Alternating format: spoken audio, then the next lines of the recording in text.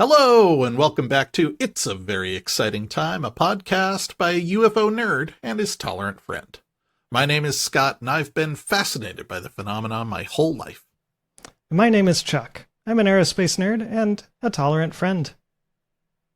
We started this podcast because since 2017, there have been shocking revelations, from news of secret Pentagon programs to confirmed Navy videos of astonishing craft. In a nutshell, now that the government has admitted that UFOs are real. Or at least they will in 2024 if Lou Elizondo has anything to say about it. It raises a natural question. If UFOs are real, what else? Suddenly, some of these other parts of the phenomenon that seemed unlikely are pulled into the realm of the possible. And they may still be unlikely. But even if it's new science and not, in fact, aliens. Woo! It's a very exciting time. And quick reminder before we get into it, you can find all the show notes at veryexcitingtime.com, or you can support us by going to patreon.com/veryexcitingtime. All right, Chuck, it's that most anticipated time of the year. Ooh. The hottest release of the year. We've been waiting. Is it all year for this? Is it time for pumpkin spice? Close.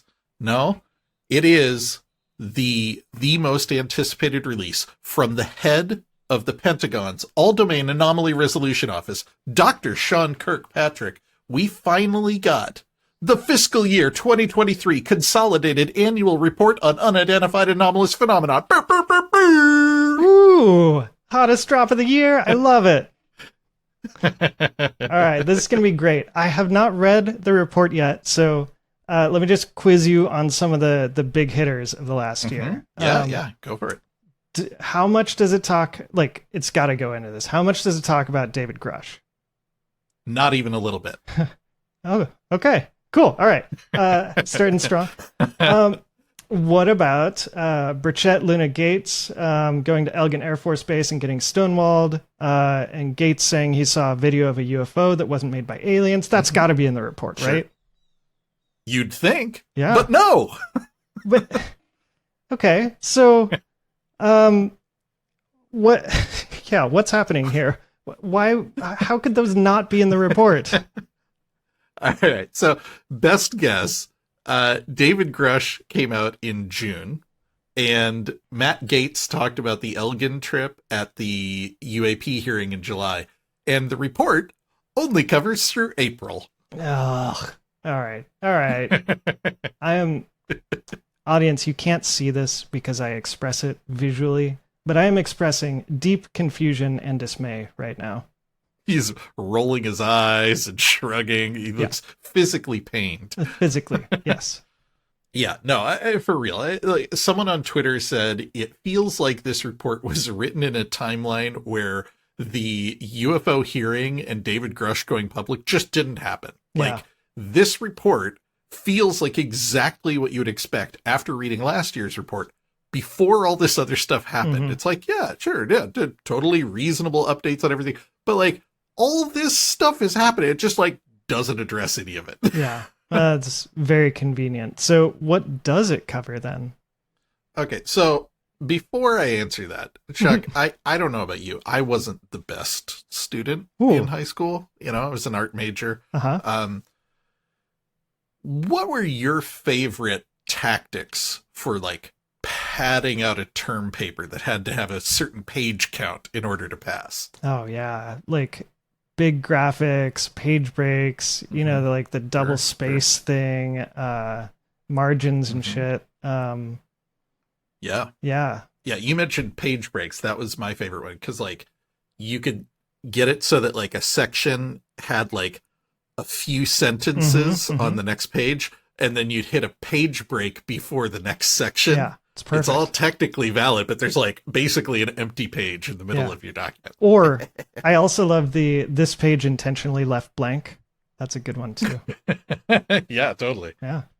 So yeah, they basically did all of those, man. Great. It was wild. So this report, it covers 291 UAP reports received between September 2022 and April 2023. Now, you might be wondering, why April? That's not a year. That's not a year. And I have no idea. They don't address that or explain it at all. If they stopped looking at stuff in April, why did it take them until October to release the report now? It might have something to do with not having to talk about David Grusch and Elgin Air Force Base, or it might be some totally other bogus reason. I have no idea. Yeah. It does not say. It just randomly says, this covers through April, and it's coming out on October. Okay. Interesting. I guess that meme of the guy like throwing up his hands, like, I guess. Like, it is 15 pages long, 15 glorious pages, of which 7 contain actual content. Oh, God. And one of those 7 pages is the executive summary of the other 6 pages. Okay. Yeah. 2 pages in the report are graphs. One of those graphs is a half-paged pie chart labeled reported lights with only 2 segments. Lights, 21%, no lights, 79%. It is completely pointless. Wow. Oh, God, it's aggravating. I mean, unless the point is to take up space, in which case it is killing it. Well, yeah. It includes only 1 sample UAP report, which, of course, you can guess, they were able to debunk as commercial air traffic. Yeah. Like, oh my God. Kelly Chase of the UFO Rabbit Hole podcast said, this whole report is like the Hail Mary paper that you write in high school the night before it's due when you didn't actually do the assignment, but you're hoping if you put enough BS word salad down on the page, you'll somehow eke out the C- you need to pass. Mm-hmm. Yeah, like my teacher brain has my red pen out and I'm writing, unacceptable effort, Sean. See me after class. Sean. Yeah, if I was really pissed, I'd call him we need to find out his middle name. We can like really. John Randolph Kirkpatrick. Oh my God, Randolph. Who has a name like that? John Tiberius Kirkpatrick. Ooh, Tiberius Kirkpatrick. That's perfect. Yeah. Well, it's just because that's James T. Kirk's I know, middle that's name. why So I was my brain thinking. automatically, that's Tiberius is the word that comes before Kirk. What do you want? Yeah. Now I have to look it up. Wait, what are you looking up? His middle name, it's an M. Sean Michael Kirkpatrick. John Michael Kirkpatrick. This report is absolutely unacceptable. Come see me after class. I know your mother, and she would be disappointed to see. Yeah, it's not great, buddy. Yeah. This report, it's not great. So, is there anything positive about it? Like, is there anything of redeeming value? I mean, I guess if we compare it to the NASA report that just came out, Yeah. Which is a good comparison. The NASA report, the PDF was a 404 Okay. when I tried to download it. AARO did actually get a functional PDF up on their website, so I guess, like, There's that's 1 point in AARO's favor Shit. over NASA. It really is like the C-, isn't it? All right. It's so bad. Well, yeah. Does it say anything? I don't know. What's it actually say? Yeah. Let's really dig into it instead of just sassing them. Yeah, there is some stuff in there. It's just not great. And if you've heard us talk about the previous AARO reports, I mean, it's the same thing. Yeah. There are a few worthwhile details. So I've got some quotes here we'll talk about real fast. Okay. So one of them, he's talking about where they're getting information. So as we know, in the last year, they've been able to start getting reports from the FAA, including, in addition to the military reports they were already getting. So in previous years, when they did the military reports, they'd put up a little hotspot graph of the globe and be like, hey, here's where we're seeing them. And surprise, surprise, it is also a hotspot graph of where there are U.S. military bases, big surprise. And he acknowledged that. He's like, this is a collection bias problem. So this report says Most UAP reports still reflect a bias towards restricted military airspace, a result of reporting from military personnel and sensors present in such areas. This bias has been lessened by reporting from commercial pilots, showing a more diverse geographical distribution of UAP sightings across the U.S. However, these reports mostly cover observations over U.S. airspace and littoral waters. I don't know what the word littoral Fancy. means, do you? Sounds sexy. I think I might have just killed Scott. Oh, man, I started choking. Yeah, I don't know what littoral means, but these reports mostly cover observations over U.S. airspace and littoral waters, and therefore, as these reports continue to come in, a U.S.-centric collection bias will grow significantly relative to the rest of the world. Related to or situated on the shore of a sea or a lake. That's littoral. So, U.S. airspace and littoral waters aren't waters by definition related to That's water? a really good point. I suppose there are other waters. Anyways, okay. Moving along. Since clearly we're not qualified to ask these types of hard-hitting questions. So here's my real question. So the FAA, U.S. planes fly all over the world, and yet it's saying that there's still a U.S.-centric collection bias. I'm confused by that. I don't understand that at all, to be perfectly honest with you. I would have expected that adding FAA data would help address the U.S. bias, but he is pointedly saying it will make it worse. I can only assume it's because the FAA is a U.S.-based organization, so although flights go all over the world, they tend to start and end in the U.S., so there's still going to be a bias towards the U.S., but man, I don't know. Yeah. Or maybe it's maybe they just can't corroborate because they don't have radar outside the U.S. or something like that. Okay. Yeah. Yeah, interesting. Up next, we've got our mandated line acknowledging whether or not there are any health effects from UFOs. Okay. If you are unfamiliar with the background on this paragraph comes out of nowhere in the report. It sounds so weird. Excuse me. But knowing the background on it, Congress straight up said, in your report, you must tell us whether there are any health effects. So, AARO has received no reports indicating UAP sightings have been associated with any adverse health effects. All right, simple enough. All right. However, many reports from military witnesses do present potential safety of flight concerns, and there are some cases where reported UAP have potentially exhibited one or more concerning performance characteristic, such as high-speed travel or unusual maneuverability. I'm just going to say, I love that he kind of snuck in the some of them are weird into the paragraph about no health effects. What does that have to do with the health effects? I don't know, man. Nothing. Yeah.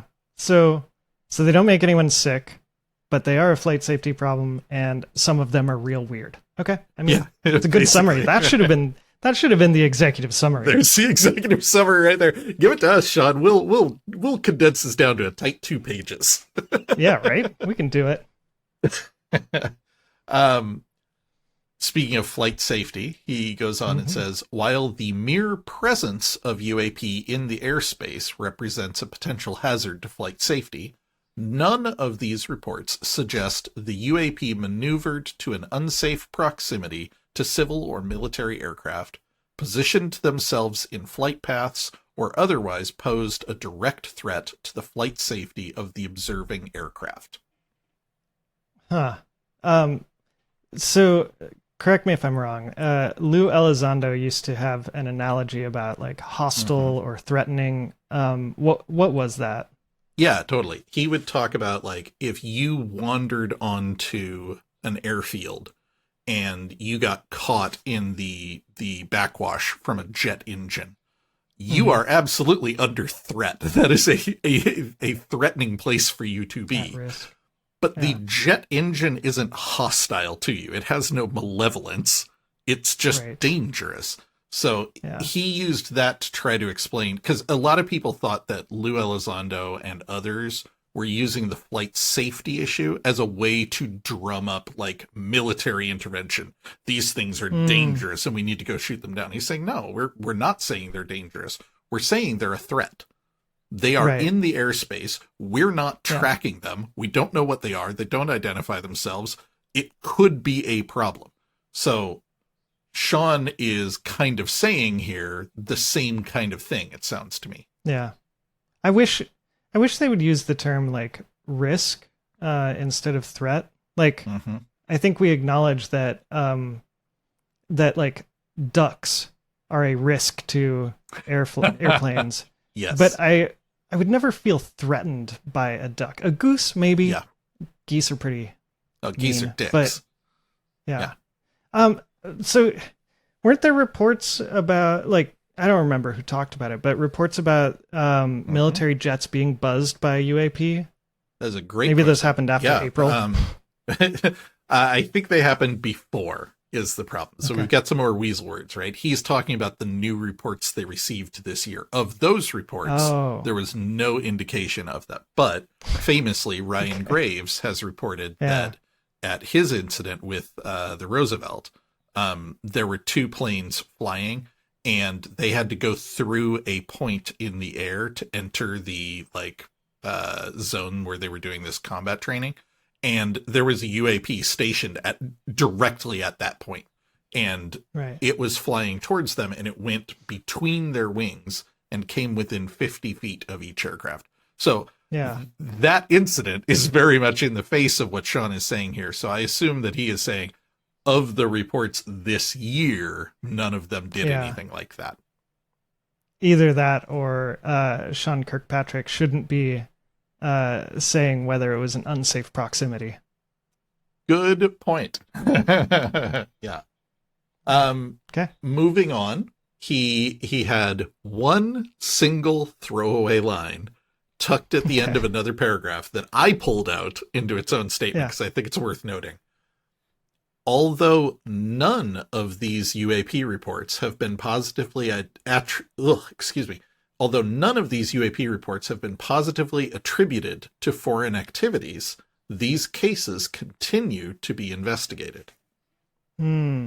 It seems like they're doing anything they can to avoid admitting that things are weird. Like, I love the idea of them saying, while we have no evidence that they're foreign, we will continue looking until we can make them foreign. Exactly. Yeah. Anything to avoid admitting that they might be alien, because it's that old problem, right? Like, okay, if they're not ours and they're not theirs, whose are they? So he has to be very careful to avoid making a definitive statement like, well, they're definitely not ours or theirs. So he's saying like, well, we weren't able to positively attribute any of them to foreign nations, but maybe they still were. Yeah, maybe this unmarked silver sphere flying at an insane speed and doing 90-degree maneuvers on the side. I didn't see a made in China flag on it, but you never know. We're still looking. Could be. Yeah, who knows? All right. Sean continues to pound the drum about data collection. He says, the continued volume and unidentified nature of most UAP is a direct consequence of gaps in domain awareness. These gaps are the direct result of insufficient data secured by radar, electro-optical infrared sensors, the presence of sensor artifacts such as IR flare, and optical effects such as parallax. Man, I am tripping over all this technobabble. This is like reading a Star Trek script. Yeah, we need to go back to the vocal warm-ups we did before the... Unique New York. Optical effects such as parallax that can cause observational misperceptions. Ooh. They weren't wrong. They just were perceived correctly. Based on the ability to resolve cases to date, with an increase in the quality of data secured, the unidentified and purported anomalous nature of most UAP will likely resolve to ordinary phenomena and significantly reduce the amount of UAP case submissions. Yeah, I mean, I don't disagree. I'm sure that Project Galileo would love to sell them some high-quality sensors and get them set up. They just need some monies. Yep. Yeah. I don't want to bang this drum too much because we talk about it every time it comes up, but I simultaneously agree with and am aggravated by the insistence that the vast majority of UAP cases are explainable. On the one hand, I agree. This is what we have been hearing for years from people who believe that this is extraterrestrial, are still saying 80 to 90% of UAP cases are completely mundane. Yeah. But the problem is, I don't care about the mundane ones. Yeah. I want you to look at the weird ones. Yes, I understand that you saw a balloon one time. I understand there was a paper bag floating around up there. That's fine. Get rid of those ones and talk about the ones that are left. Anyway. Yeah. I know you and I run into this all the time because we both have to deal with like error reporting in our websites. And like, I also know that with a limit of time, like I'm just not going to pay any attention to the weird ones.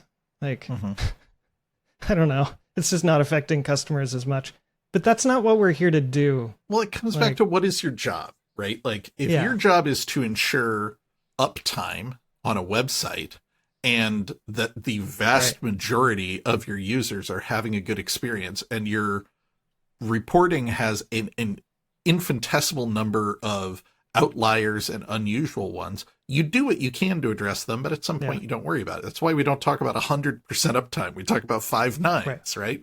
Right.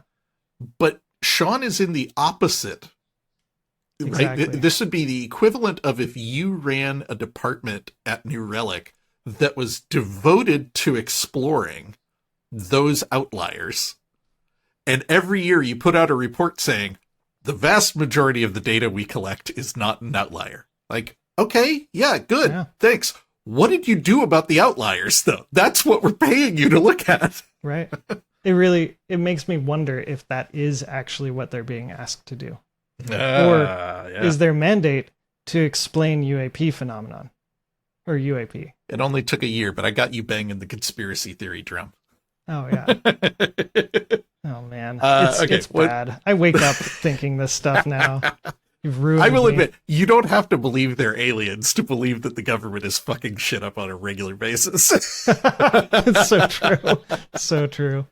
Okay, one last quote. AARO's analytical efforts are confirming that only 2 to 4% of UAP reports display interesting signatures, such as high-speed travel and unknown morphologies. The majority of unidentified objects reported to AARO demonstrate ordinary characteristics of readily explainable sources, while a large number of cases in AARO's holdings remain technically unresolved because of lack of data. Without sufficient data, these cases cannot be resolved.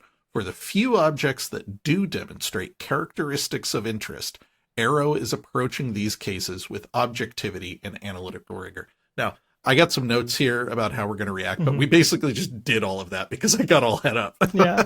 But here's what I want to say about this quote. He's saying the same thing, right? 2 to 4% of them are genuinely weird. He spends a moment complaining about a backlog of cases that he cannot resolve because of insufficient data. Fair game, right? I get that it's frustrating to be looking at, the Go Fast and the gimbal video, and you don't have enough information to say for sure that it's mundane, and you don't have enough information to say it's anything else, and it has to stay in that unidentified. What I wish is that he would stop complaining about this every time and focus on those ones that are weird. Okay? If you're going to make your report about only the new reports that came in, and you're saying 2 to 4% of them are weird, talk about those ones. Yeah, like let's get those declassified and released, and then try and get more eyeballs on it. Yeah, yeah, agreed. Also, this is just a nit. This is like total journalistic pandering or whatever. But I'm curious about how do they not know what percentage it is? I feel like it's not a huge number. Yeah, why isn't he saying 3%? You know, like Right? why 2 to 4? Do you yeah, not I don't know? Like, I will tip my hand here. He did not actually say 2 to 4% in the report. In the report, okay. he said like an infinitesimally small percentage. But in an interview with CNN, he said 2 to 4%. So okay, I considered that, but maybe he was speaking informally. I don't know. Yeah. Okay, as you can imagine, community reaction to this report. You know that meme clip from that old TV show Hercules of the actor just yelling at the sky, "Disappoint!" Like that's basically the community reaction. And there are a lot of really funny reactions that are too rude for me to repeat here. But yeah, okay. The community is not well pleased with this report. That said, there were 2 particularly insightful, worthwhile reactions that I did want to share. They usually are. Cool. So, Americans for Safe Aerospace, which is Ryan Graves' nonprofit. Ryan Graves being the Navy pilot who we saw testify at the UAP hearing, tweeted, "The American people do not trust the government to be honest about UAP, and this report will not help. Yeah. We are concerned, right? We are concerned that the Pentagon acknowledges again this year that there continue to be UAP incidents that remain genuinely anomalous, are not ours, and have not been confirmed to be foreign either. We share the concern of AARO's director that some may be adversarial and may be hiding in the noise." Now, as a former combat pilot, of course, they're a little more focused on whether Russian jets are hiding in the UFO signatures and getting or dismissed Chinese as balloons. a result. Right, exactly. So it's a slightly different bet. They're a little less concerned with whether they're aliens and a little more concerned with whether genuine threats are hiding in this like dismissible data set. AARO's newest report only raises more questions. Why is it acceptable for the U.S. government to allow objects in friendly airspace to go unidentified? Does AARO have access to the data and sensors it needs to do its job? We believe it does not. Yes. Thank you. It's nice to hear someone just like bluntly skip the doublespeak and say, why is this acceptable? Because it's exactly not. Right. We spend so much time on this podcast having to do Kremlinology and like look at a relatively simple report from the Inspector General saying we're not investigating David Grusch and have to like tear it apart word by word to find out whether he actually means he is like it's exhausting. So it's kind of nice to see someone come in and just be like, this is messed up, right? Like you're all seeing this. Right. Yeah, it's really refreshing. Yeah. And the other useful response was from our longest and oldest fan, Chris UFO Daddy Mellon, former Deputy Assistant Secretary of Defense, who posted a list of takeaways and questions on his Substack. In fact, he created a new Substack like the day after the report came out, which kind of cracked me up. Like, I got some shit to say. Yeah, right. I'm not going to get into the questions. They are interesting, but they are weirdly technical because I don't think they were actually designed for the public. I think they were designed for Congress and other investigators to kind of like point them in a right direction. Interesting. So it's worth reading, but I'm not going to dive into the details here. But a couple of his takeaways match 2 things that I do think are worth highlighting about the UAP report. So if anybody is listening to this and somebody's going to ask you, oh, I heard the new UAP report dropped, what's interesting about it? Here are the two things that I think are worth saying about it. Perfect. First of all, Chris says, the report mentions 274 new reports in the last 8 months, suggesting a rate of over 30 reports per month and over 360 reports per year. That feels really high for all of them to be balloons or commercial flights or swamp gas, Right. or Yeah, Venus. exactly. And I will say this, I know that the reports are not solely from military pilots anymore, right? They're coming in from people on military bases, they're coming in from FAA, but especially when we are talking about pilots, it always feels really weird to me when they're like, oh, it's commercial aircraft, it's Venus, it's a balloon. Like, you know, pilots, especially military pilots, are people we train to accurately identify objects at speed, at distance, in a jet, make split-second decisions about whether to fire. Like, the tone that they often take of being kind of dismissive, like, oh, these guys don't know what they're seeing. Like, okay, well, if that's the case, isn't that also a problem? Like, should we be talking about the fact that we have all these half-blind pilots who can't identify a paper bag at 10,000 feet? Like, that, I mean, that whatever. seems The airplane concerning. does all the flying anyways. Yeah. But anyway, yes, 30 reports per month. That's a big number that Sean kind of downplayed. Yeah, like 1 report per day. Like, I don't think my team could burn down that many new bugs per day, and our job is significantly easier. That says that, like, they're gonna have to start, like, really pipelining this. They need 5-10 teams. I don't think they have the staffing for that. Right. Well, and if we go with Sean's, 2 to 4%, we're talking what, 10 to 20 genuinely anomalous reports a year. Yeah. Let's charitably say 1 really weird report per month. That's higher than I would have guessed. Like, even with Sean's, like, an infinitesimally small, well, if the volume's high enough, that infinitesimally small is still worth looking at. Like, we're not talking about 1 pilot got drunk and saw something. We're talking, like, once a month at least, someone is seeing something we genuinely can't explain that behaves in weird ways. Yeah. That's totally, like, my coworker at one point reminded me. I was like, this error shows up 1 in 10,000 times. He's like, yeah, but that's 100,000 times per day, Chuck. Oh, shit. Oh, right. Yeah, when you're operating at volume, like, our brains aren't really calibrated to handle that.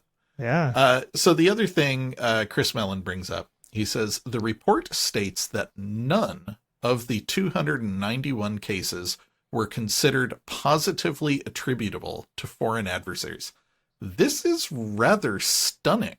This consistent lack of evidence connecting any UAP cases to foreign nations strengthens the ET hypothesis for the small number of unsolved cases involving extreme velocities or morphologies. Rather stunning. That's a good phrase. Right? It kind of, like, I wonder if Sean messed up in saying that there's no evidence that they're foreign. Right? Like, it kind of feels like he slipped up and said something he shouldn't have, doesn't it? Yeah. Maybe it's intentional. I don't know. Yeah.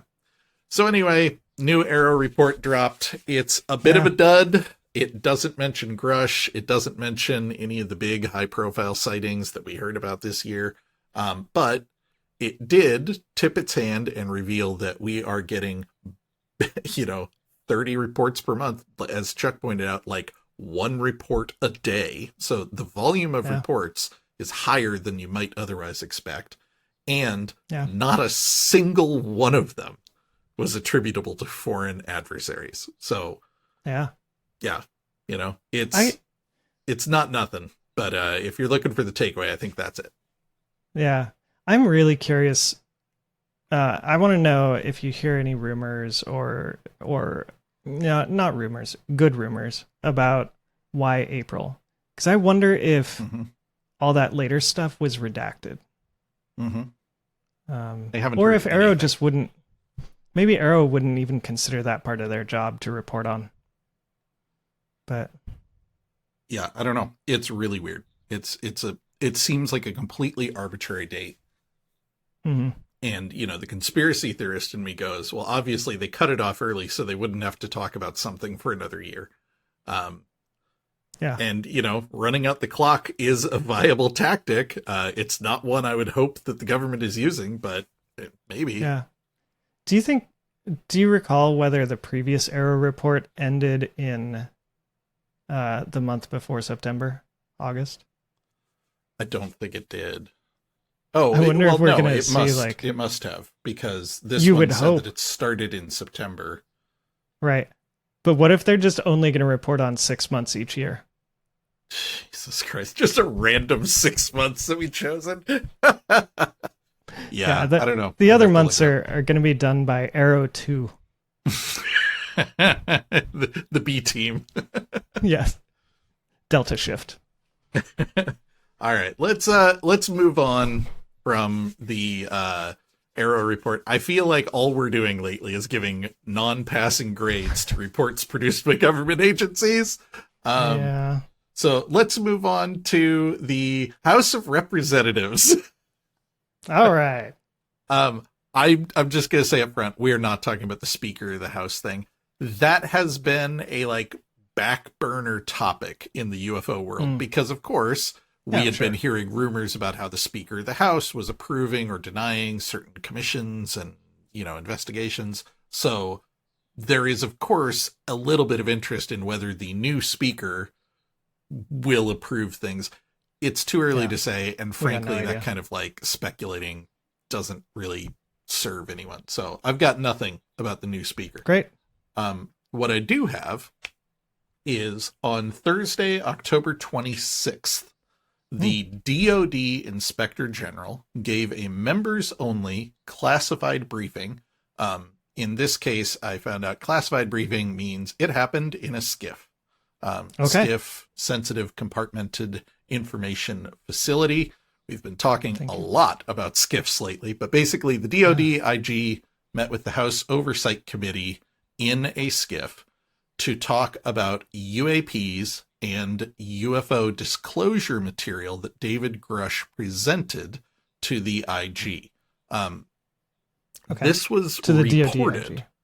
Yeah, so this was widely reported as they were setting up back-to-back interviews. So there's an interview in a SCIF with the DOD IG, and there was an interview in a SCIF with the ICIG. And in both cases, what was reported, and I don't know what was actually planned, I only know what people are saying, you know, when journalists call them up and ask, is that they were going to be able to look at the David Grusch files, the UAP files. This was not just going to be a generic UAP briefing. This is going to be specifically targeted towards David Grusch's claims. So yeah, the meeting with the DOD IG just happened, and the meeting with the ICIG is happening on November 16th. So they just did one. They're about to do another. So this, I mean, this was like the DOD IG was the first Inspector General that Grusch tried to talk to, right? So they should have like all the things. You would think. Okay. Yeah. So the kind of timeline here was Grusch was we've had to kind of construct this story ourselves from tips Grusch has given, but basically the IG complaint was not actually about stuff being hidden from Congress. It was about the fact that as part of an official task force with authority to look at it, Grusch was denied access to these programs. Oh. And as part of that denial, they were trying to intimidate him, revoke his clearances, bring up health issues. Like there were reprisals happening. He went to the DOD IG to complain about that, and further reprisals happened that could only have happened by someone knowing about his whistleblower complaint. And that's when he went to the ICIG, the Intelligence Community Inspector General. So do you think the DOD IG actually has like all the details. Who the freak knows? Also, like, Okay. is the DODIG part of the problem? Like, there's kind of I an don't know. implication that stuff leaked from their office. That doesn't necessarily mean the DODIG themselves is a problem. Maybe there's just a Yeah. rogue element in their office. Maybe we're hearing everything wrong because we're not there. I don't know. But yeah, so the House Oversight Committee, which is the group that held the UAP hearing recently, set up a meeting in a SCIF with both IGs. The first one with the DODIG just happened. When the representatives emerged from the SCIF, a number of reporters were waiting out there to ask them what happened, including our good friend Matt Laszlo of Ask a Poll. And they said, "What did you learn in there?" I've got a couple of rapid fire quotes here. Okay. Representative Anna Paulina Luna, "Nothing new. Pointless." Representative Tim Burchett, "Absolutely nothing." Representative Stephen Lynch, "I did not find it productive." Representative Nancy Mace, "This was one of the most worthless classified briefings I have ever attended." Whoa. Wow. Those are some rough quotes. Yeah. Now, here's the thing. We're used to Burchett complaining about being stonewalled and accusing everyone of hiding things from him. Totally. And to a lesser extent, Luna and some of the other Republicans kind of buy into this kind of conspiracy-minded approach to the government. But this was like universal. Almost all of them that came out were like, this sucked. And for me, that line about one of the most worthless classified briefings I've ever attended, I really like, because she wasn't talking about the information. She's talking about the briefing itself and how bad it was. And that gives me some context. Representative Burchett gave a longer quote. He said, "We got people on both sides of the aisle in there. My buddy Jared Moskowitz, AOC was in there, Luna on our side, General Perry, everyone was in there. It was the right people to be in there. They all left frustrated." Representative Scott Perry had a longer quote. He said, "If they have information, they're not going to tell us. They either don't know, or the process by which the information could be made available is so complicated it's not going to be made available. We can't even find out who is allowed to know. We can't find out if members of Congress are allowed to know, what it takes to let them know, what citizens are allowed to know. We can't even find that out, let alone the information that might or might not be available or known to anyone." Dude, all these quotes, like, my head was kind of left spinning. And I want to take a brief moment here. I have read so much conflicting information on what Congress is allowed to know, ranging from people who are like, yeah, of course Burchett and Luna wouldn't be allowed to know anything. Like, why would they expect to? Up to Burchett and Luna themselves giving statements to the press saying, we have an authorization and clearance to know this. Right. There is a level to which, we always joke about, hey, I'm not a political person. I'm an art major. I'm dumb. I don't know anything. But I want to emphasize, like, Congress itself seems unclear on whether or not they are entitled to this information. And that confusion across all levels of government is really weird to me. Like, there was an incident earlier in the year where Burchett was like, this is ridiculous. My thing wasn't put to a vote. And one of his peers came out and said, it wasn't put to a vote because everybody agreed that no one was going to vote on it, including you. There was kind of a clear and obvious answer to why this was happening. That's not what we see happening. Again and again and again, we see members of the House Oversight Committee come out and say, as members of the House Oversight Committee, we have clearances, we have authority to look into this stuff. It's literally our job, and we are being stonewalled. Yeah. I don't know, man. I don't know what to make of this anymore. Who is allowed to know anything? Yeah. Like, so as from the research I was doing a little while ago, it seems like Congress has clearance to get top secret and compartmentalize information, but Mhm, I guess maybe they don't automatically get that like need to know, or they aren't read in. But you like Scott Perry was a brigadier general. You would think that a 1-star general would get at least a few more clearances, or I don't know. right? No, it's so confusing. And everything you're saying on its head makes sense, right? The whole point about this is that these are special access programs. Our understanding of special access is you have top secret TSCI clearance, which means you are authorized to receive secret information. But a compartmentalized, a special access program, the whole point of it is you have to be on the list to get access to it. So there's various levels of like waived special access programs, unacknowledged special access programs. We're in a whole bunch of things, but at its core, what they all share, that special access program means there's a list, and these are the people who are read into the program, who have a need to know. On that level, it makes perfect sense, right? Oh, okay. There, Congress has basic clearances, but they don't have a need to know. But again, I keep coming back to members of the House Oversight Committee seem to believe that being on the House Oversight Committee itself gives them access to this. And then other people come out and say, no, they don't.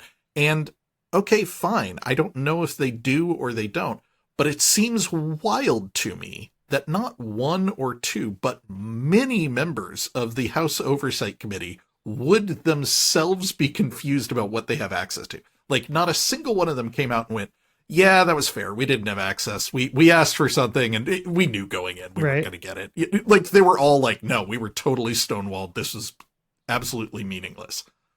I don't know, man. So I don't know weird. what to make of it. Not to mention that, I mean, this is Grusch's whole thing, is that it's being illegally hidden from Congress. Right. So it plays into the story that Grusch tells, which I don't know if that story is true or not. It makes sense to me, but it seems wild that you would see it so like blatantly here. Like, hey, Congress is on to you. They're putting you in a SCIF. They're following the rules. They're doing what they're supposed to do. And you still come in and say you can't have access to it. Well, okay, well, what even are laws? Yeah. I don't know. I want to dig into this so much further, but I know we have a we have a podcast to do. It can't just be the Chuck Googling hour. If you want to come back at some point and like help break this down, I would not be mad about it, because I am so confused. And like I said, it's one thing if I am confused, but it's weird to me that Congress is confused. Yeah, serious. Yeah. What I find myself wondering is if they have gotten better response from other special access programs. Yeah, I don't know. And I don't even know how I'd begin finding that out. Yeah, it's wild. So there was one other notable thing that happened, and I've left it to last because it's kind of separate from this. So the main thing to know about the DODIG briefing is everyone came out and said it was pointless. Yeah, right. There was one exception. Okay. Representative Eric Burleson, who is standing next to Tim Burchett as they're kind of like speaking to the press, says, listen, Tim and I might disagree on what it is, but people are seeing something.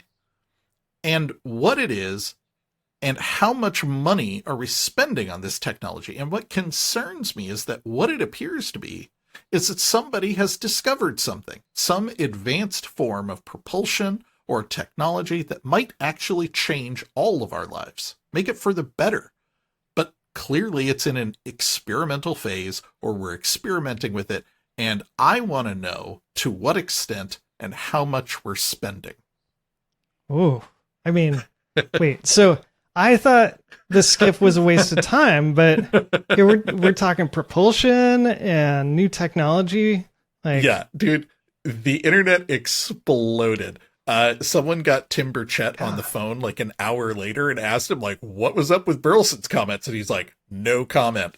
Reddit is tearing apart their body language. Yeah. They're like, Burleson got kind of red in the face after he said it, and Tim Burchett looked kind of tongue-tied, and they tried to move on.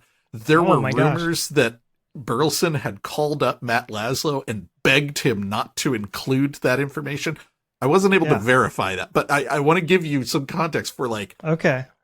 The internet was on fire. They're like, holy shit, this dude came out and admitted it. I don't think he was supposed to say this. And, we were just joking about Burchett doing this, and now here's someone else. It looks like he's saying, we just heard about advanced propulsion. So is it possible that they were counseled to say that it was a useless SCIF? I mean, anything's possible, right? So, unfortunately, I have to pour a little bit of water on this fire. As much fun as it is to imagine that this dude just went rogue and gave the secret that nobody else would give. In a separate interview earlier in the day, he said the following: my worldview of what we're seeing, what we're experiencing, is that it's likely U.S. experimental, whether it's from the private sector or being done through a black operation within the Department of Defense or Energy. Interesting. So do you think he's just trying to avoid getting lumped in with Burchett saying that it's definitely aliens? I think that's exactly right. I think he's standing next to Burchett. They were just in a UAP briefing. Burchett is going on and on about war pimps and the Pentagon's never passed an audit and they've got all these secrets and they just want to make money. And he's trying to explain why he also takes the topic seriously while trying to kind of put a little breathing room between him and Burchett's the government's got alien bodies. I believe what he was saying was kind of riffing off of kind of public information that is out there that this may be a secret U.S. program. So he was not saying we were briefed on something. He's saying people are seeing things in the air. I think it is likely a U.S. secret program that is not being properly reported. And I am concerned about how much money is being spent on us and the fact that they won't talk to the House Oversight Committee about it. So, I think he's coming at it from the same vein of this is a political scandal. Yes, the military appears to be hiding something from us, but what I think they're hiding is they're illegally spending money. Yeah. I think it's interesting that he's assuming it's the U.S. and not China.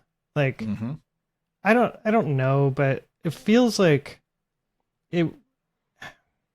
I sort of doubt the budget necessary to build and test a new aircraft would fit within an unacknowledged budget within a black budget.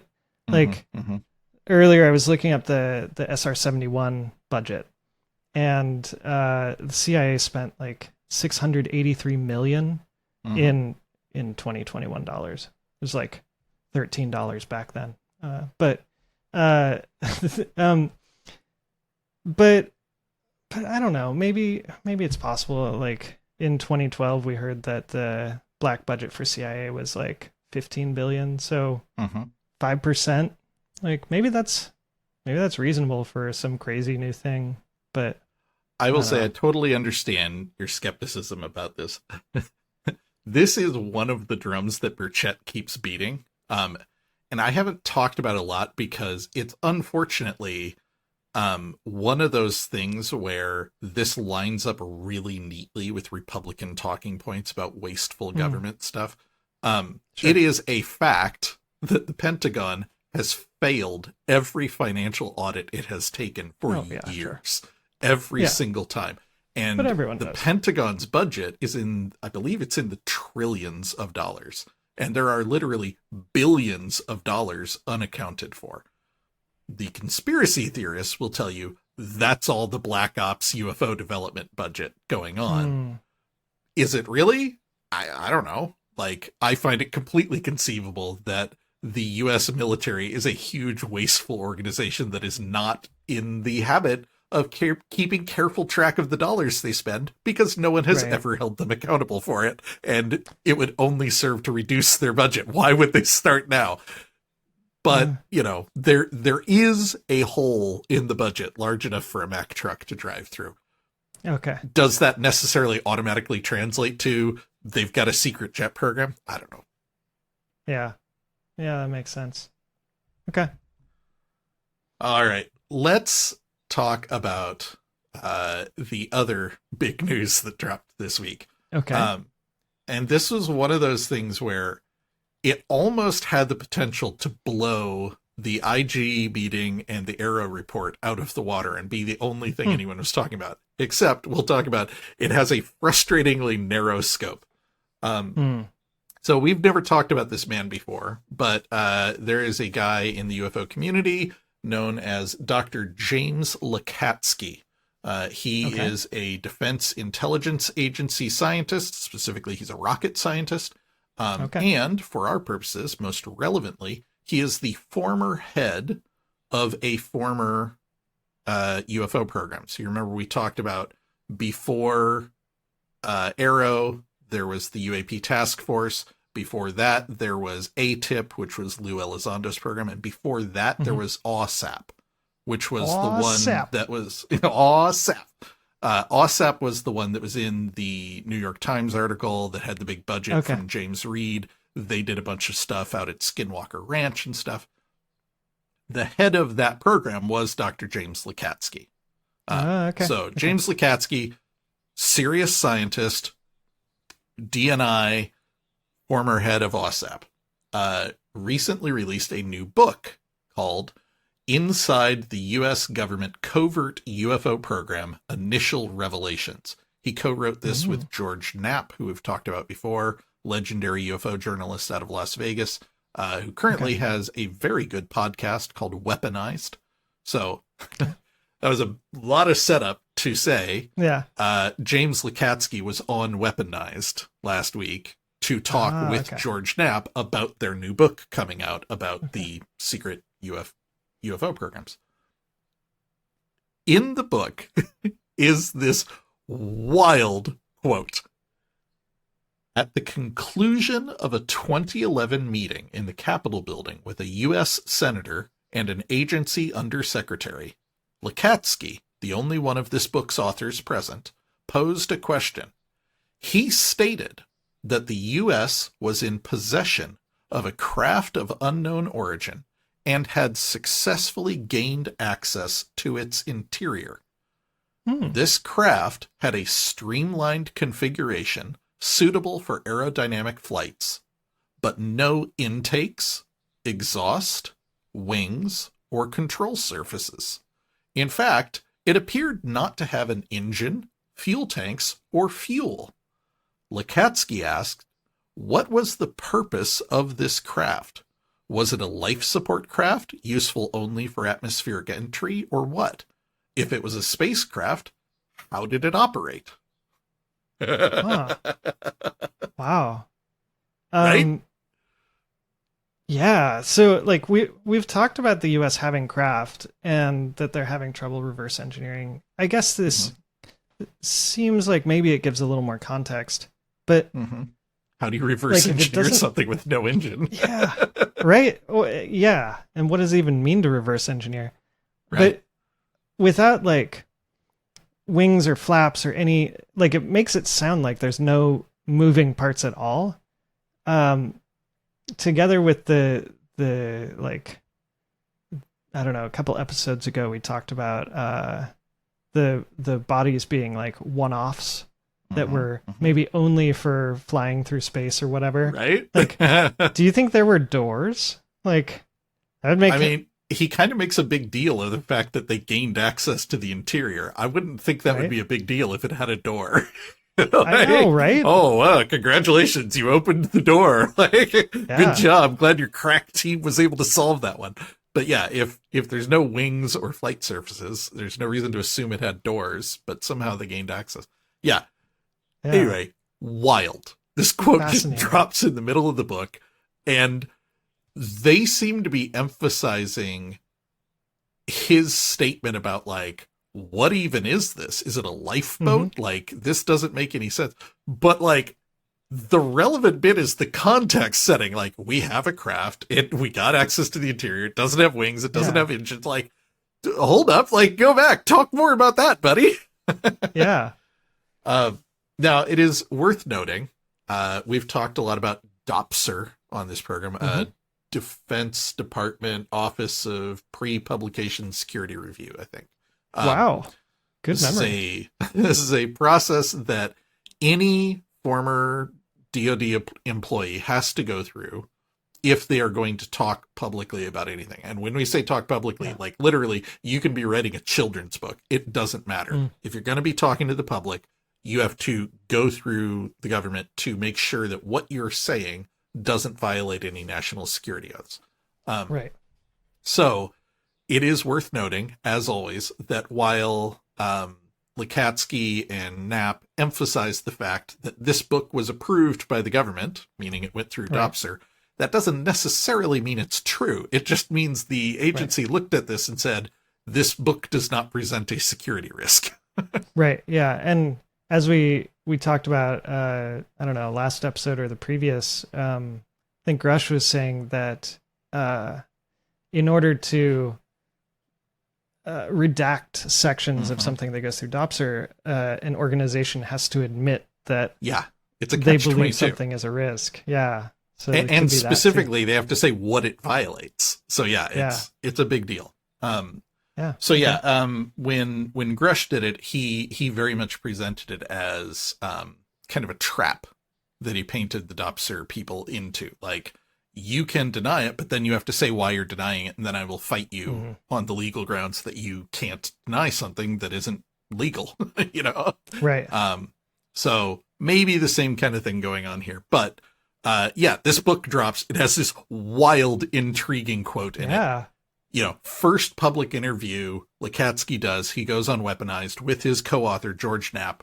And, George and his co-host, Jeremy, are pressing him for more details.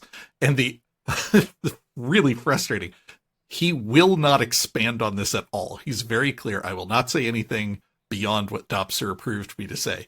The only thing he would say is, what's in the book is an exact statement of the event that occurred in the congressional facility. It's like, Yeah.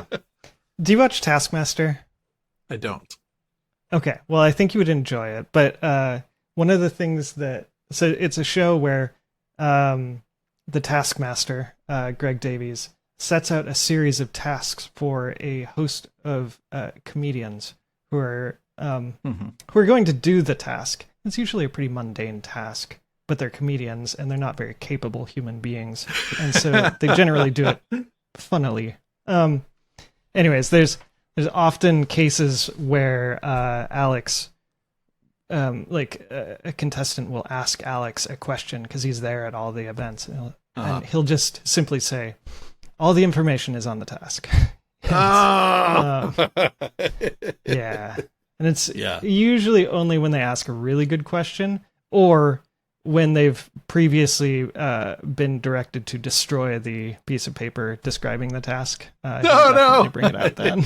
Jerks. Anyways, that's what it feels like. It really does. That's totally fair.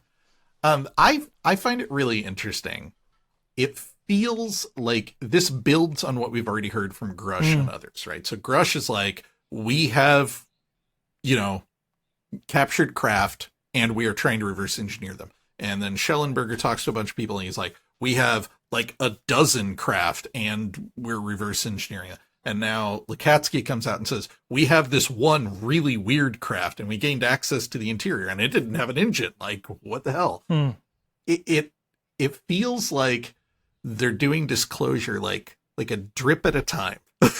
Like, here you go. Here's one more little morsel. And that's, like, let's be honest, that's probably how it's always going to be. But I don't know. Can you imagine how it would be otherwise? Like if the president just did come out and say, yeah, we've got aliens. Like, like what even would happen? Well, and that's the historical line, right? That like, that's going to cause panic. And it's interesting because the UFO community has been really interrogating this belief for a while now. There is a commonly held belief in government that if you tell the public about this, they will freak out. And the best answer I've heard to that is basically like, I think the most charitable view I can take on this is they did some studies back in the 40s when they started looking into this stuff. And, like the freaking War of the Worlds broadcast was recent memory at the time, right? Like the idea that the public might panic was a genuine thing. Now, with the benefit of hindsight, we know the War of the Worlds panic was kind of an overblown marketing stunt. Like there wasn't actually people panicking. There were some people who believed it, but most people understood it was a broadcast. And it feels like this was one of those things that, less charitably, that they just accept as a given. Like, well, of course people will panic. And the main thing that people in the community are saying now is like, listen, it's a very different world now. Like in the 40s, these were new ideas. And also, frankly, we had a much more religious society. We have a much more secular society now. And everyone in our current generation, boomers on down, has been consuming 50 years of mass media about the idea of aliens. We have been well inoculated to the concept of aliens being out there. They might be hostile. They might be friendly. We grew up on Star Trek. And even on the science side, every scientist you talk to who dismisses the UFO phenomenon is very clear to say intelligent life exists somewhere. It's just not coming here. Like that's the line in the sand that they're drawing. But like, the Overton window has shifted to the point where basically everyone accepts aliens are real. It's just a question of whether they're here. So if the government is continuing to stick by this, people will panic. Either they're unwilling to re-examine this assumption, which I think is possible, or they know something we don't, which brings us back to the kind of Tom DeLonge terrifying truth aspect. Tom DeLonge has been very clear that what he believes is happening is not only are they here, but they've been here since the birth of humanity. And every interaction we have ever had with gods was actually interactions with aliens, which means not only were they here, but they're not just like passive observers. They've been shaping our society. And if that's the truth, I can kind of almost understand, like, okay, you can't just have the president get up and go, Zeus was from Alpha Centauri and he's still here. Like, I get it. That might freak some people out. So in that respect, I kind of get what you're saying, right? Like a slow drip disclosure to acclimate the public, to boil the frog kind of thing feels like a reasonable approach. But like, we have yet to get anything out of this that feels genuinely like panic inducing, society shattering, bank run, like people freaking out kind of level. Like, what was that meme that I shared with you a while ago with that woman? Like, okay, the aliens are here. Like, fine. I still have to work 2 jobs. Like, I guess. Yeah, we're so broken right now. Like, society is so broken that like maybe it wouldn't matter. What I was, I guess the thing I was really thinking about is not necessarily like a panic, because I don't think that would happen.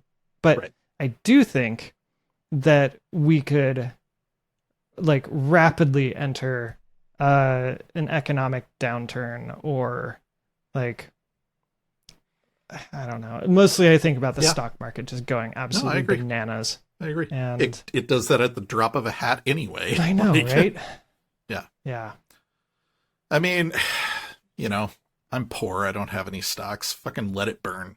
I don't care. Oh no, we're going to lose a lot of valuable stock money. That's a tragedy for rich people, I guess. Yeah, you think you don't own stocks, but you do. Do I, Chuck? Well, I mean, we'll talk more about it afterwards, but yes, it affects you greatly. All right. Well, no, I believe that. I totally believe that, right? The economy is one big convoluted, incestuous thing. I get it. Right. It's just hard for me to feel a lot of sympathy for the idea that, like, oh no, shareholders are going to lose a lot of value because... Yeah. I think probably the biggest problem would be the biggest shareholders are the U.S. government, China, all the banks. Totally. Like, that's going to suck. Yeah, I get it. I get it.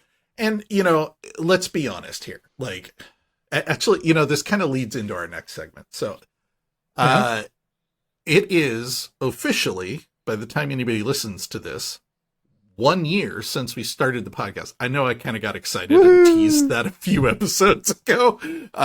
That's because we kind of have two anniversaries. We have the anniversary of when I texted Chuck and was like, yo, let's start this. Let's do this. And then there was like a couple of months later when we finally had enough to Chuck upgraded to the new OS. So he was just doing double peace signs and confetti was raining down. It took me that long to remember how to do the confetti thing.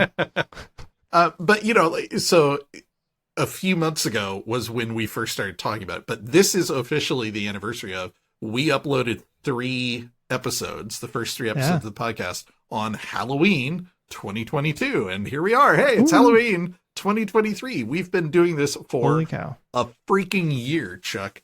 Yeah, it's wild.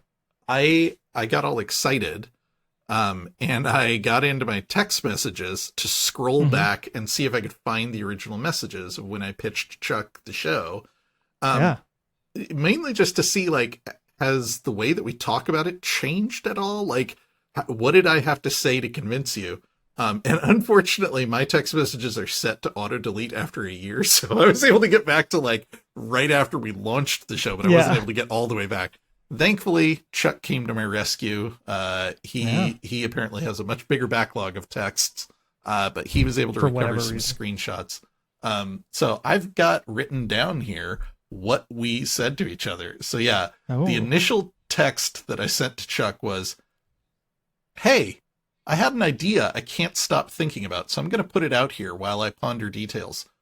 Would you be interested in doing a podcast with me where I talk to you about UFO and paranormal news and famous cases? I've pondered the idea of doing a podcast with you before, but never had a topic I thought other people would enjoy. I learn best by teaching, and I'm currently absorbing vast quantities of info in this vein. And I think it'd be a fun exercise to try to condense things down to explain topics that we chat about. Yeah, and which what was your reaction, Chuck? I calmly replied, "Hell yeah, let's do it." You had to work on me so hard. It was a big pitch. It's kind of funny looking at these texts because it's a lot of really long texts for me and a lot of kind of like short, like, yeah, like Chuck's enthusiastic, but he was not particularly verbose. No, because like I had no idea what you were getting at. I just was like, all right, gonna do a weird project with my buddy. Sure, fuck it, why not? Yeah. Now the context here was I had been reading up on UFO stuff for a while, and Chuck knew that, and we have a weekly call scheduled on our lunch where we talk about D&D and stuff. And he had started kind of half jokingly asking me, like, what's new in the world of UFOs? And I had been telling him, like, oh, Anjali just popped up and she did some wild shit. And he's like, oh, man, this is great. Like, he was just having fun vicariously living through the weird stuff with me. And then I come back, I'm like, let's make this a real serious thing, Chuck. Let's get weird, Chuck. So, yeah, it was funny because I genuinely didn't know if he would be into it. I wasn't sure if I was ready to commit to it. I didn't know how much work it would be. So I was thrilled that Chuck was into it. We've got a couple more texts here. I'll kind of breeze over these. The next day, I text him back. I say, this idea is burning bright in my head, and I am excited to see if we can make it fun and worth doing. In this dynamic, it's less about being entertaining and more about letting me tell you a story and having honest reactions, questions, curiosity, tangents, all welcome. Your job would be to keep this from being Scott reads a research paper for 30 minutes. Oh, I don't know if I succeeded at that one. Yeah, it took us a while. Our first episode was never released. I did not do my job. It. You had one job. it took us a while to figure it out. Like we've got a balance now that I think is a lot of fun, but we did not land there instantly. No, we sure didn't. So this is the funniest part, I think. So a little later I texted him, you know, Annie asked a really insightful question the other night. Do you really want to be the UFO guy? I said, that's a great question, but I'm absolutely ready to be that UFO guy's buddy. So what did you say? And I said, after thinking about it, I laughed and said, actually, yeah, because the whole point of this is that the UFO field has been turned on its head in the last few years. And I think most people don't understand. It's gone from something unrespectable to something that's acknowledged by the U.S. government and being debated in Congress in very real terms. And once you get UFOs are undeniably real, even though we don't know what they are yet, it means you look back at the whole field of ufology and go, well, shit, if they're real, how much of this other stuff is too? The line must exist somewhere. And right now, no one knows. It's a very exciting time. Hey, that's the catchphrase. It cracks me up. Like the catchphrase was there, but also basically our whole intro. Yeah, right. So, yeah. So what do you think after a year? Are we still on point? Still doing the thing we said we were going to? I mean, I'm having a blast. Yeah. I'm thrilled. I love doing this. You know, it's a lot of work to pull the notes together, but I love talking to you about this stuff. We do constantly joke about how we were very careful to avoid the word skeptic. We did not want to say Chuck is skeptical because I think you were pretty clear early on. You were more agnostic. Yeah. You have a bias towards scientific background, which is very skeptical of UFO stuff. But, you know, you were open to hearing about it. And certainly, if nothing else, you just liked hearing weird, funny stories. Yeah. But we've been joking a lot about how, like, over time, we've pulled Chuck more and more. You know, the Overton window has shifted. Yeah, it really has. And, like, yeah, you know, I said I was game to be the UFO guy's buddy, but I have definitely become the UFO guy now. And, like, my friends do call me up and ask me what's new in UFO land. Right? No, it's great. Oh my God, your kitten is biting your beard. That is adorable. I know. New kittens are here. So to circle back to, oh, ouch, claws. Oh my God. Okay, you're getting down. Kitten is climbing on his shoulder, claws first. Yeah. So to circle back to what we were talking about disclosure. This was something I did want to kind of touch on in the context of, like a year ago, my kind of take on this was a little more skeptical. I believed UFOs were real. I was a little more agnostic on whether or not they might be a secret U.S. project or maybe an advanced, you know, Russian or Chinese thing. You know, I thought the ET hypothesis was in the running, but it wasn't like the leader. Yeah. And all this stuff about like dimensional stuff and time travel, I thought was a bridge too far. Yeah. And I'll ask you in a second what you think, but I will say for me, I've kind of come hard into, I don't believe this is US. I don't believe this is foreign. I think we are seeing genuinely anomalous things, and they may or may not, but you know, where my agnostic before was like, maybe US Black Ops, maybe foreign, maybe alien. I'm now on definitely not US or foreign.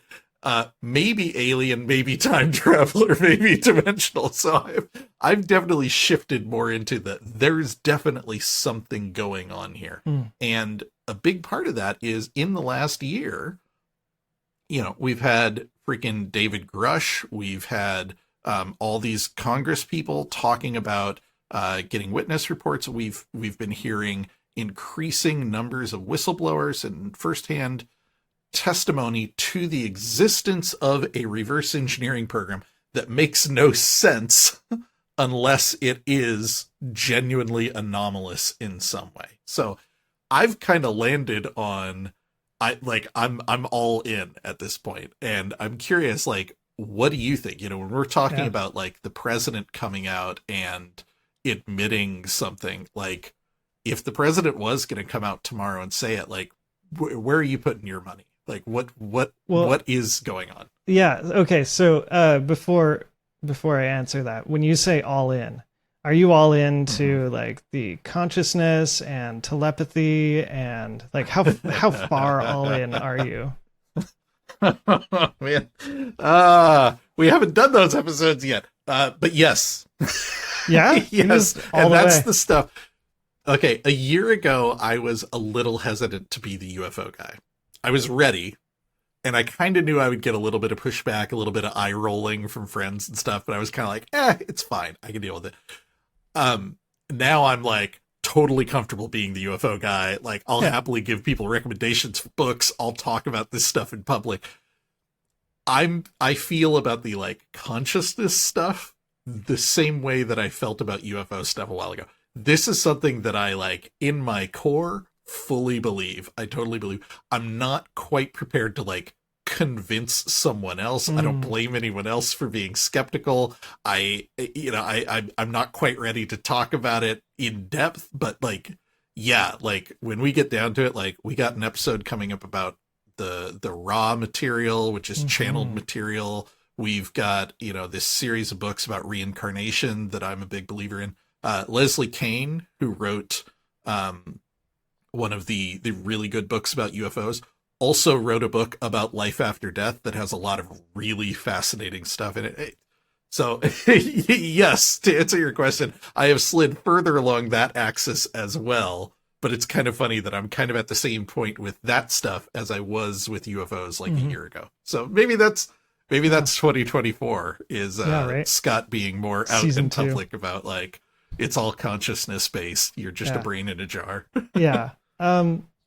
So my gut about it is that like if I were putting money down, I would say there are shenanigans in the government, but when are there not?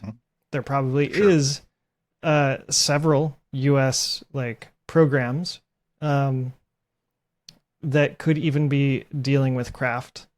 But I also sort of feel like the reverse engineering might be a case of Gary Nolan.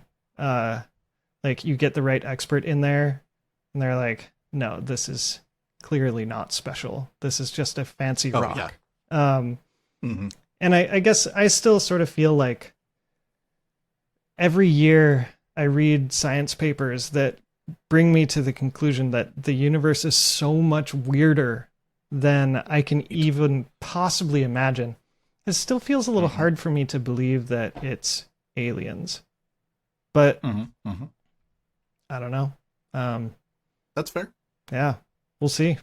I guess that's what 2024 is sounds about. like, yeah, we took you from being not quite a skeptic, but definitely like extremely agnostic and like, I don't know, man, like you better show me some evidence to like, yeah, there's something here. I'm not quite prepared to say it's alien, but like definitely something's happening. I still think there's something, there's some Hanlon's razor going on here. Like I really find it hard to believe that which one's Hanlon's razor? Occam's is the easiest is probably true. Hanlon's is never ascribe to malice that which can be ascribed to incompetence. I feel like there's got to be a special version of that just for government. Like I just for sure. That thing about the Pentagon failing their audits and losing money every year. I'm fully prepared to Hanlon's razor that.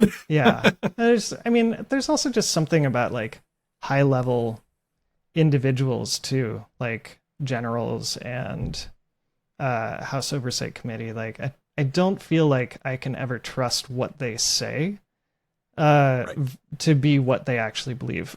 Elon Musk is another great example of this. Anyways, so I don't know. But I have definitely come along the spectrum of like thinking it was all BS to now I'm like, 100%. There's some shit happening in government. I don't know what. But still not totally there on the aliens. No, it's true. Early on, you were a little more skeptical about even the idea that there were like, any kind of cover up or government conspiracy or secret programs. And now you're kind of like, Yeah, they're might not be definitely alien, but someone's hiding some doing shit some somewhere. shit somewhere. Yeah. Oh man. Do you want me to pin you to the wall and ask you what you think about consciousness? What about Bigfoot? Where are you at with Bigfoot? I'm still. You can ask me. Like, I don't believe any of it.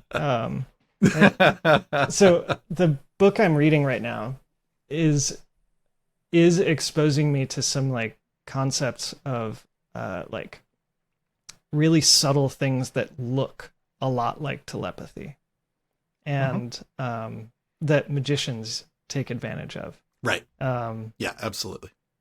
And so it makes me wonder if there's way more to, or possibly way less to brains than we realize. Like, once we have super AI, like, how much will it be able to influence us? We already know magicians can, like, so the thing it talked about in the book was a magician trick where the magician like shuffles up a deck of cards, shows all the cards to you so you can see it shuffled, then hides the cards, and or not hides them, but like obscures it so you can't see them, and then pulls up one card at a time and tells you to sort into two piles of colors, and the participant always does it perfectly, and it turns out to be like a really simple trick of like eye movement that we're not even thinking about. Right. Yeah. And you can prime someone into giving you a reaction that they're maybe not aware of. Yeah, totally. So I think, so to tip my hand a little bit, like with regards to like channeled material and hypnotism and stuff, I 100% don't blame anyone for being skeptical of these fields, because they are fields that have been rife with charlatans for years. There are many, many, many cases of well-documented fraud in this field.